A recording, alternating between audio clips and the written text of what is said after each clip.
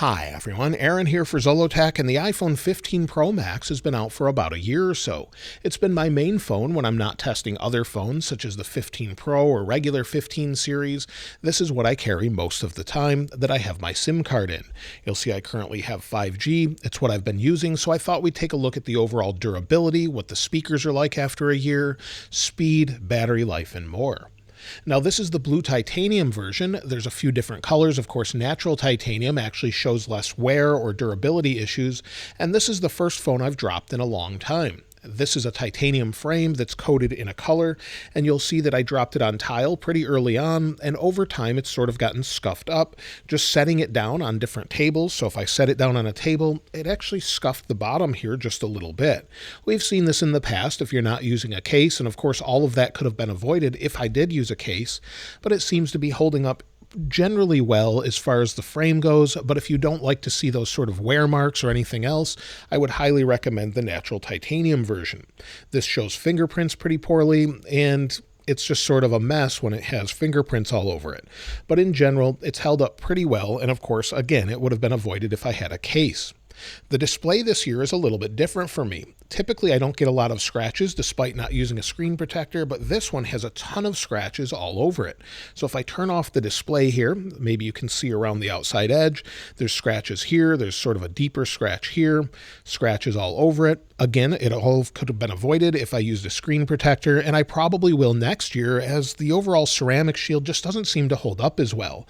I don't see them when the screen is on, but when using it regularly, you can feel some of the scratches, and if the screen is off, you can definitely see the one right above my thumb here. I'm not sure if you can see it on camera, but it's definitely noticeable, especially in bright light. So next year, I'll probably use a screen protector full time on the 16 series, but in general, it's held up well. The same is true around the camera. It seems to be fairly scuff-free.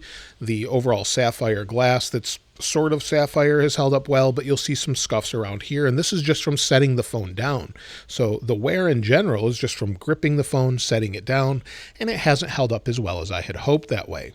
Speakers, though, actually have held up pretty well. If we go into one of my YouTube videos, press play, you've left behind in an office when you've left that workplace or your home or your keys or something else. Within settings, there's some new updates for Siri. If we go into So the overall speakers are pretty good. They do muffle a little bit at the highest volume, but they don't seem to be an issue, including the top speaker for phone calls. That's not really an issue for me. When it comes to the regular speed of the device, well, generally throughout the year, it's been fine. Going into things such as music, just going in and maybe playing a song, going in, browsing albums, or just going into podcasts, something simple, there's no issues whatsoever. Going back to YouTube, going back in and out, things seem to be handled well as far as RAM management. There have been some complaints here and there, but general speed of the latest devices seems to be fine. You'll see here currently I'm at 17% CPU usage, doing nothing, and I am on an actual 18.1 version, and it does seem to use a lot more power. But in general, it seems to be holding up well as far as that goes. Speed-wise has never really been an issue here. However, using some of the iOS betas, there's definitely some issues from time to time with the overall speed. Sometimes there's lag with the dynamic island, so if I play a song here, let's just drop the volume down, play a song, swipe home. Sometimes you'll see the animation wasn't there, and then if we go into it, it's fast now. Now the animation works. So there's definitely some odd bugs this year included with iOS 17 and iOS 18, and it took almost a year for iOS 17 to be more stable. That still seems to be the case. They need to work out a few different issues here and there. When it comes to battery life, well, it's been a mixed bag throughout the year. Based off of what I do normally with running betas, if we take a look at the battery health here, if we go into it, I'm at 92% at 292 cycles. On a few different previous versions of doing this sort of video year after year, I've been around 90 to 95%. This seems to be pretty average for iPhones in general, and Apple says this year with the iPhone 15 series, in perfect conditions basically, that you could get up to 1,000 cycles down to 80%, so that would use 20% of your battery. Previous years, it's been 500 cycles would get you 80%. So right now it seems to be doing okay, but it's not as optimal, I guess, as it could be. And I've charged my phones the exact same way year after year. putting them on a wireless charger, and it's only 15 watts, so it's never really fast charging at the 28 watts that it actually can do. It's pretty rare that I actually do that. So in general, the battery's holding up well, but battery life throughout the day is probably not that great, especially running things like betas. You'll see running the latest beta, I only had 3 hours and 28 minutes of screen active time, 4 hours and 29 minutes of screen idle time, and used 100% of my battery. So previous phones had easily gotten me through the day. Previous versions with iOS 18 have gotten me through the day, iOS 17, but sometimes betas don't. But in general, you can expect in perfect usage, sometimes 9 hours of screen on time, sometimes about 7. It just depends on how you're using the phone. When it comes to the cameras, well, they're quite good. In fact, I'm filming with one right now. If I go to video, you'll see here that you can see through. You'll see 4K 60. If we switch to maybe 4K 30, it actually lagged there a bit when I was trying to switch frame rates, but you can see the camera looks great. In fact, like I said, I'm using one right now. You can see it with a 15 Pro Max, no issues. It works perfectly well. Focus is great, and in general, it's just a great camera, especially if you're using ProRes. I'm not using that right now, but it's a phenomenal camera, especially in bright light. Now, of course, you can get better image quality with things such as SLR cameras, the Panasonic GH7 I've been using, a Red Komodo X. Many of those will give you a better image quality, especially in low light. But in general, this is a pretty excellent camera, and I would recommend it if maybe you're starting a YouTube channel, or you could really just use this all together all the time, especially with some of the new tools with Final Cut Studio or Final Cut Pro on iPad and Final Cut Camera. So there's some great tools out there along with other tools that work with it well. When it comes to the overall display, well, the display is great. We're outside. I'm not even at full brightness, and it works well. If I bring it all the way to full brightness, after a while, if it is hot outside, it will dip down a little bit. So there's definitely some issues there from time to time with it overheating, and the phone has gotten overly hot, especially when it first came out. There were overheating issues. Apple actually pushed out a patch to fix some of that. We don't really know exactly what was causing that, but it's been an issue throughout the year, and it seems to be better. But if you use this for a long period of time, maybe you're using the camera in 4K 60 with HDR, or maybe you're using the camera, maybe YouTube, switching back and forth, and you're outside, the screen will dip down as far as the display goes.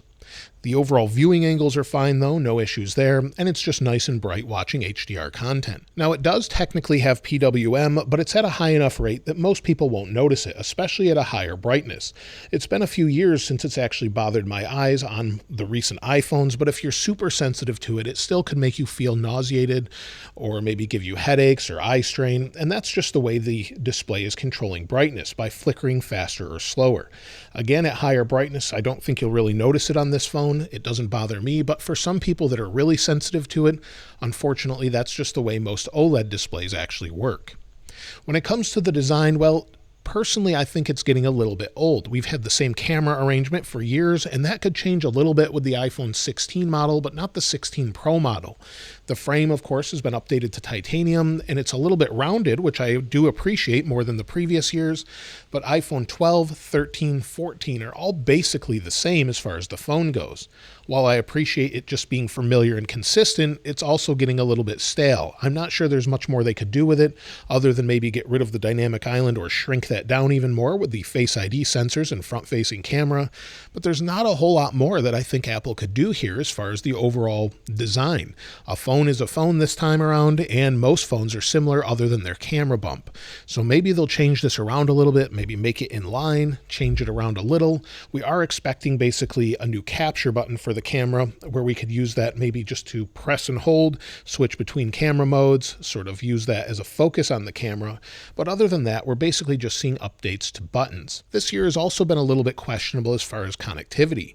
While we do have a Qualcomm modem, it does seem to have issues from time to time. In fact, I'm in LTE, and this phone is actually in 5G auto. So if we go to our cellular settings, you'll see I'm on 5G auto. If I switch to 5G on, give it just a moment here, it should switch, and it is a little bit buggy. Sometimes reception hasn't been great, and you'll see it's not switching on its own, and that's just going again to show that it has some issues from time to time.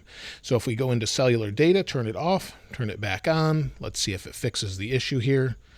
Now we're on 5G UC. There's just been some odd switching issues here and there, and the same is true with Wi-Fi for whatever reason. This is actually carried across to devices such as the Pixel as well this year, where people have to keep issuing patches to fix Wi-Fi. I don't know if this is an inherent problem with Qualcomm in general, and Apple is working on their own modems, but in general it seems to be an issue switching from time to time, or just dropping Wi-Fi, or having issues with cellular. So hopefully with the iPhone 16 they fix this completely. It's been an issue basically since the Intel modems with the iPhone, or basically since 5G. When it comes to overall software support of the device, it should get updates for at least 5 years. Now that said, with Apple Intelligence, that's only supporting the 15 Pro and 15 Pro Max and iPhone 16 devices, and then future devices as well. So that's something that's a little bit disappointing to many of us, as many of us would like to use the latest features. But at least you'll get security updates, features for at least a few years now, and hopefully we'll get some of those features trickling down to non-iPhone 15 devices. But at this point, at least this device will be supported for many years. So I still could recommend it to people, but if you're looking at the latest device, you want something to be future-proof, I would probably go with the iPhone 16 models, as they'll have the most support for any future AI or Apple Intelligence features, and of course, we're expecting a new design next year, maybe with an iPhone 17 Slim model. That might be a major redesign for the iPhone. We really haven't seen anything that exciting since the iPhone 10. Maybe we'll get one of those in the near future with the iPhone 17. Every 3 years or so, Apple redesigns the overall phone. Hopefully we'll get something that's a little bit different, maybe something that's a little more revolutionary with the overall size, hopefully better battery, and much more. But so far, it's a decent phone. It's going to last me another year easily, and I'll continue to use it on the side, maybe as a video camera and other things. But in general, I'm pretty happy with it, but it's basically a similar experience we've had for years.